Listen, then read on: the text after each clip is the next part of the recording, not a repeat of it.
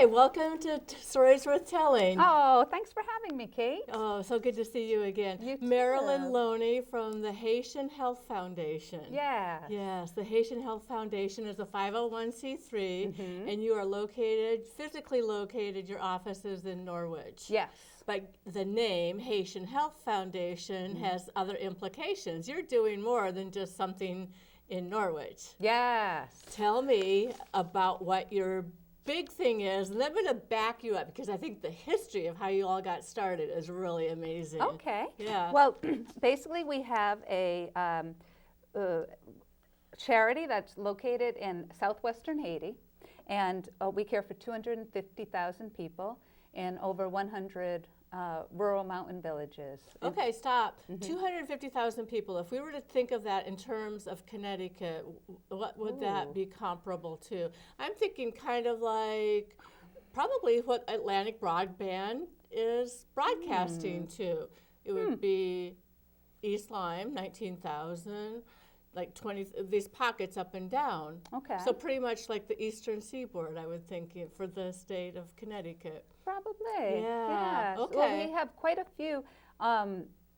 It's hard to compare with Connecticut because things are so rural. I So know. things take it takes really far to go somewhere. Right. So, for example, to go from Port-au-Prince to Jeremy is 140 miles, and it takes about 7 hours. That's a big, yeah. Yes. And it's 100 miles from here to Hartford, right? Or not even, like Right. 50. So, Yes. yeah, and that takes us a little over an hour. Right. So, So people are, and the people that are, and so we care for the city of Jeremy, which is, if you look at Haiti like this, and Port-au-Prince is here, Jeremy is right at the tip. okay. So Jeremy was the part of town that, the part of the island that really got devastated. The Hurricane Matthew went right over our catchment.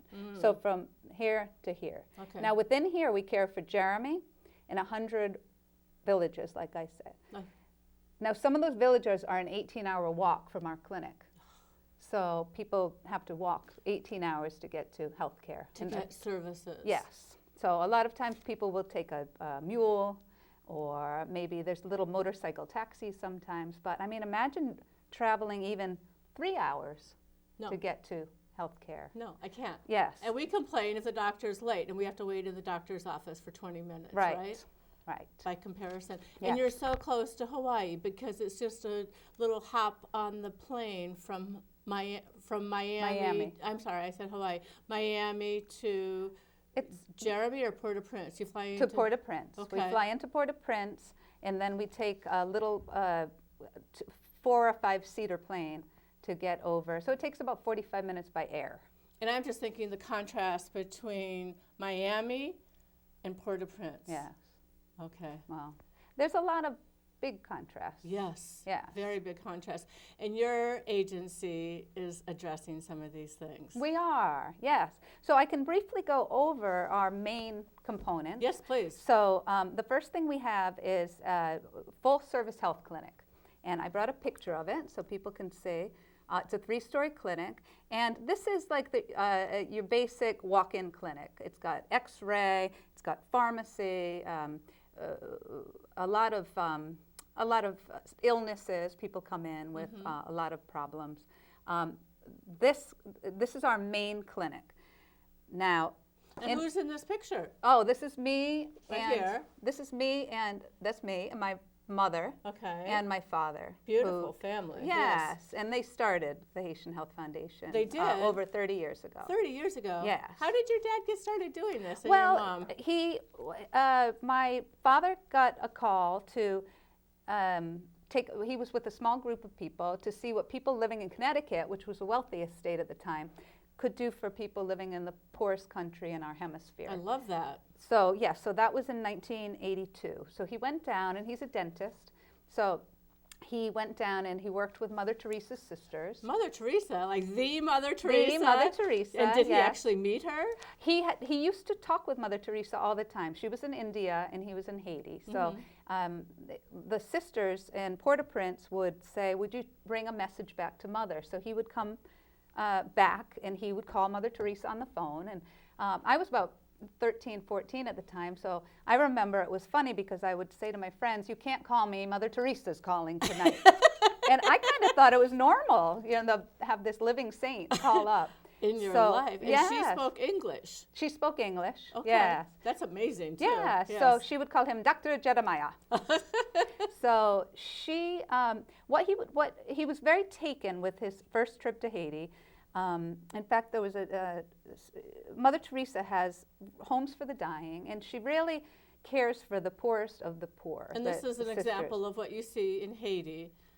They are the poorest of the poor. Yes, they're very, very, very poor. And so on his first trip, he went to her orphanage, and he got drawn to a child, and he picked up the child, and while he was holding her, she died in his arms. And it was an incredible moment for him, because he said she did not die from a congenital problem or any kind of disease. She died because she lacked what we all waste. She starved to death. Right. And this is something that's so hard to fathom. From what we all waste on our plate. Like, I don't like those peas, yeah. right? That's what you're saying? Yeah. Or I don't eat. We waste food every day. I'm guilty of it. You waste food. Unfortunately, it's part of our culture. Yes. So he made a vow that day. He said, I'm going to keep coming back and helping, even though this was going to be a one-time trip. So he would go down every 3 months, and he always brought a group of volunteers, and he would do dental work only. He would work on, and what that was extracting teeth. There was no restorative dentistry. There wasn't cavities. People were coming to him with just rotten, awful teeth, getting very sick from dental disease. So after 3 years of doing this, in 1985, Mother Teresa called, and she said, would you be willing to go to the city of Jeremy? Now, his name's Jeremiah. So he said, I had this living saint telling me to go to a city in Haiti that was my name in French. How could he refuse? Yes, you can't refuse. Especially if Mother Teresa. Mother Teresa.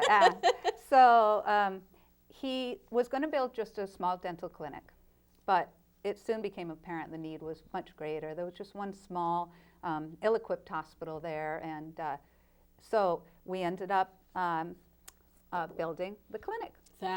So that was the first step. Now, he would always bring down a member of the family. So he was always sharing Haiti. So my first trip, I was 14 years old. That's pretty young, and that's pretty impressionable. It was very impressionable because, you know, at 14, you're so selfish. You're really into yourself. I can't imagine you ever being selfish, Marlyn. I'm sorry, but... Oh, thank you. But, you know, all the... Of course, you're 14. You're thinking about whatever. I want my own phone, exactly. And I want this. And here I was seeing, you know, people would put babies into our backpacks hoping that we would bring them back to America. And it just slapped me right across the face. It really changes your whole perspective. It did. It really did. It made me grow up. I grew up with a brother who did missionary work in South America, so I experienced that as having an older brother who would go and he would say, why are you complaining? The same thing. You can't complain if you have somebody that is doing that kind of work in your family. No, I remember coming back, and I was right back from Haiti, and a woman said, I just broke my nail. And I said, give me your hand, and I'm going to break them all, the fingernails off. And she pulled her hand back like this, but you can't, breaking your nail is... You know, I know people have legitimate problems. I'm not here to belittle them. No. And my sister used to call it fancy problems. First world problems. First world problems. Yeah, there you go. So tell me more about this, though. So now, in addition to our clinic, we also have about a mile away. We have this building called the Center of Hope, and what it is, it's a facility for women in high-risk pregnancies who live in the mountains.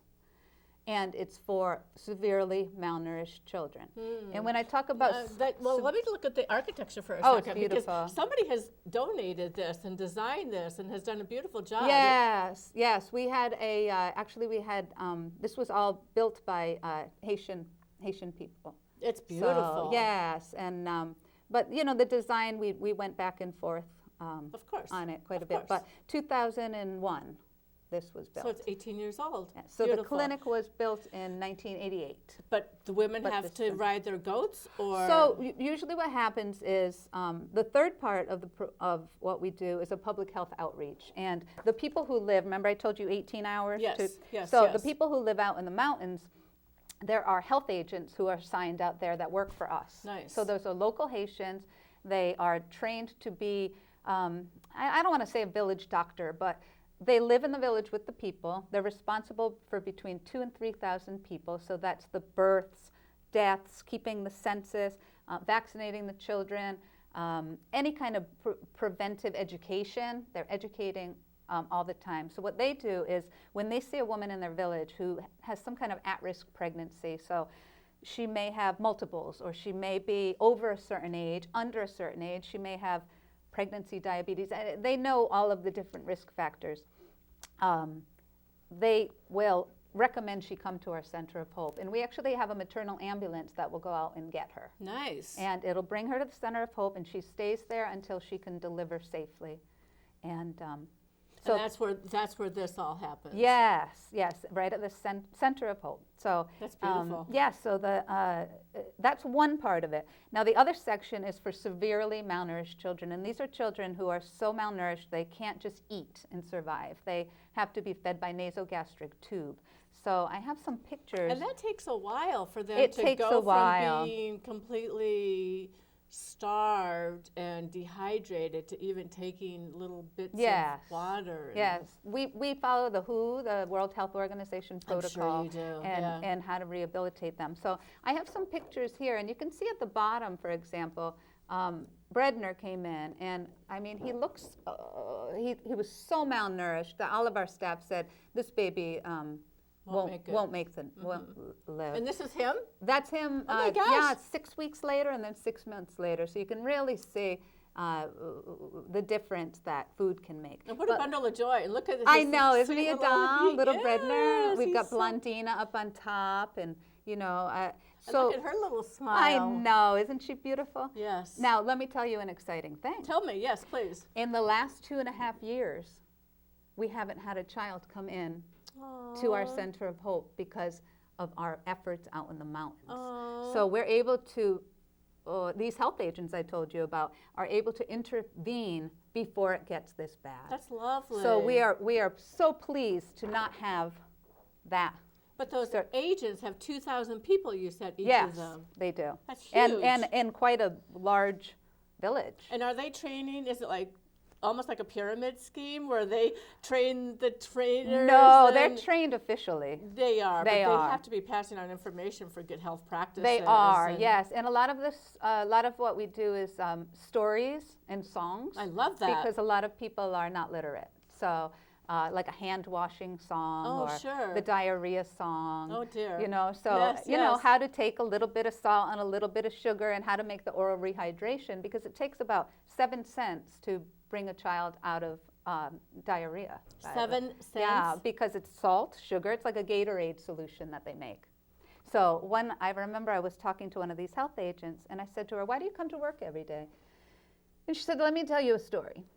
She said, I was out in a mountain village, and a man came up to me with his child, and he said, you've got to give me some money because my baby's been cursed. And his little 10-year-old son said, Dad, my brother's not cursed, he's got diarrhea. And he sang the little diarrhea song. And when we talk about sustainability, we talk about that next generation. Yes. Now that little boy is going to grow up and know how to care for his child. Right, but the dad didn't. He didn't know, and you know, of course, he's not going to know if nobody tells him. So there's a lot of I mean, education is a part of everything that we do. Absolutely. Absolutely everything we do. And how you can just bypass so many of the problems if you give them that opportunity, if you're able to get in there early enough. Yes, I love exactly. that. Yes. So I got a few yes, more please. photos. I love your photos. Oh well, here's our pharmacy at the clinic. This is our Giselle. Is our pharmacist. He's been with us. One of the things we have for sure is a lot of staff have been there for many, many years. So we've got such knowledgeable staff that have been just doing this for almost, like Dr. Bordeaux, he's been there since the clinic opened. Oh, wow. So over 30 years. We've got some nurses. Not just knowledgeable, but dedicated. Because yes. they're very out there. dedicated. Yes. Some nurses, and they're weighing babies, you know, and what they do is it's very pictorial, so they'll take each baby has a health chart, and when they take the weight and the height, it's very visual for the mother to see how the baby's doing. So if it's in the red zone, that's not good. They'll be scared, but yeah, right. and they'll be intervening right then. Good. That's intervening. Good. We've got an excellent lab, beautiful lab. This is over at our Center of Hope, which does many, many different kinds of lab tests. Here's one of our health agents out in a village with a little, look at that beautiful baby. with a little cutie pie. Yes, yes. And really beautiful. So those are the three. So it's our clinic, our Center of Hope, and then a public health outreach. And then in the mountains, we have several satellite clinics, we call it, which are just a small clinic that way people don't have to come all the way to Jeremy. They can travel a little bit closer and have that care. Well, if it's 18 hours, you want them, how close then? Yes, well, that's the farthest village. You know, many of them might be 5 hours or... 5 hours is still 5 hours. It's still a long time. It's like a half a day. It is. It is. Well, the roads are really bad. And right. That's, yeah. Yeah. I mean, you come back, I come back to Connecticut and I'm on the smooth roads. Wow. It's, we call it kind of re-entry sometimes. I'm sure there's an adjustment each time you come and go. There is. There is. I'm getting, I've been there since I was 14, which was, 5 years ago? Right. So? Yeah. But how many times... How many times do you think you go on the average a year? Well, I go about 3 or 4 times a year. That's a lot. Yeah. But it's, the wonderful thing with technology is that I'm able to Skype with our country director every day. That's lovely. So I'm right in there, face-to-face contact. We went from ham radio, satellite phones. Yes. Right? So with satellite phones, and you'd turn one little bit and lose your connection. They were very expensive. And then, well, of course, we have an emergency satellite phone there in case something happens. But then we went to dial-up internet, which was really rough. So now we have Skype, and it's beautiful. Right. We can really do a lot of planning over the Skype. Every day we talk. And do they have generators, backup generators for this? Actually, we are 100% solar. Wow. Yes. All of our facilities are 100% solar. That's amazing. Yes. That's fabulous. We've been saving a lot. And that's especially important right now because there's a huge fuel crisis in the country right now. But I haven't told you all about our program. I know. There's so much to talk about. We have to be fast. This is just health. That was just health. Okay. Now, in addition to health, I told you about nutritional surveillance. So there are certain, I don't want to call it giving away food. It's food within the medical setting. Right. So because these health agents are keeping such close track, when a child is on the verge of malnutrition, they're given take-home food for their family. Now, we often have food collections. You can see this picture of this child with a bag of food we gave her. And can you see her hair is red? Oh, she does have red hair. Yeah, that's malnutrition. Oh. Yeah, that's so you can see that. That is. So people will often have collections for us of high protein foods because protein is one of the things that they're lacking in their diet. So peanut butter, spam, nuts, tuna fish, legumes, sardines, things like that. So, and my mother recently celebrated a birthday. And what did you give her for her birthday? We all gave her peanut butter. So I have a picture of her with a whole bunch of jars of peanut butter, just looking so happy. And she's going to re-gift that. Oh, yeah, she's not eating the peanut butter. No, we're sending that down to Haiti. I knew that. So, yes. She has collected spam in the past. But people do a lot of food collections for us. And that's a really nice thing. Now, we do try to... But wait, typically the best thing, I would imagine, isn't you taking a luggage or a suitcase full of... No, we send a container down. Oh, okay. We have a 40-foot container that several times a year, you know the big container trucks you see on the road? Okay. So a few times a year, we have a whole bunch of volunteers come to Norwich, and we pack that container with lumber and medical supplies and anything that they need, a variety of things, and that would be the supplemental food. Now, we do try to buy as much as we can in country because we're trying to stimulate the economy. Of course. And then I would think you would buy things in Florida as well, too. No, you don't. You buy it here. Yeah, here because we load it here. Okay. Got it. Yes. Okay. So, you know, on our website, we've got a list of things that we collect where people, you know, so, somebody suggested to me once, which I thought was a really good idea, was they said, every time you go shopping with your child or your grandchild, pretend you have an invisible Haitian child who lives in your house. Nice. Every time you shop, pick up one thing for that child. Look, jar of peanut butter. Ooh, Dora the Explorer underwear are on sale. Nice. Oh, look at this. I'm buying school supplies for me. Can I get some for my Haitian kid too? And that way you're thinking about that child all the time. You're instilling that generosity in your own child, and which will hopefully turn into a lifetime Absolutely. of generosity. We used to set a place at the table. Oh, I like that. Yeah, for the guest who wasn't there, who wasn't eating, and think about that person who was hungry, perhaps. Right. I'm going to start doing that, though, when I go to the store. Yeah, have your invisible Haitian child I will there. do that. So yeah. the other gift idea that many people enjoy is goats. So we give people, we've given out thousands of goats down there. And goats go to poor Haitian villagers who can now take that goat, they can breed the goat, they can develop a herd, and they can sell or barter the baby goats for either child's education, you know, whatever the needs they may have. So one thing that has been wonderful is that we have women now who have established such a herd that they're selling the goats back to us to give to new people. Oh, how sweet. So, and this is an excellent birthday gift, or people have given it for weddings or anything. And we'll give you a little card that says a goat has been given in your honor, and you can send that to your honoree. So my family's always buying each other goats, and so you'll get a picture of your goat and the recipient, and you can even put a little dedication on it. You know, we had one man who said, "My grandfather's 90 years old, and he's an old goat, and I want to get him a new goat." So we put on a new goat for an old goat. I love that. So you can have fun. You know, it's a very, very sad situation, but it doesn't have to always be sad in the fundraising of it. You know, or give somebody a toilet. You know, you can buy them a toilet for Christmas or whatever holiday you're celebrating.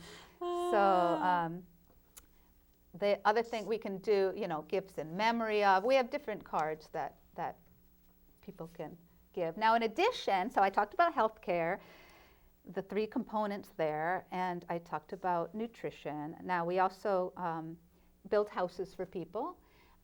We build toilets for people.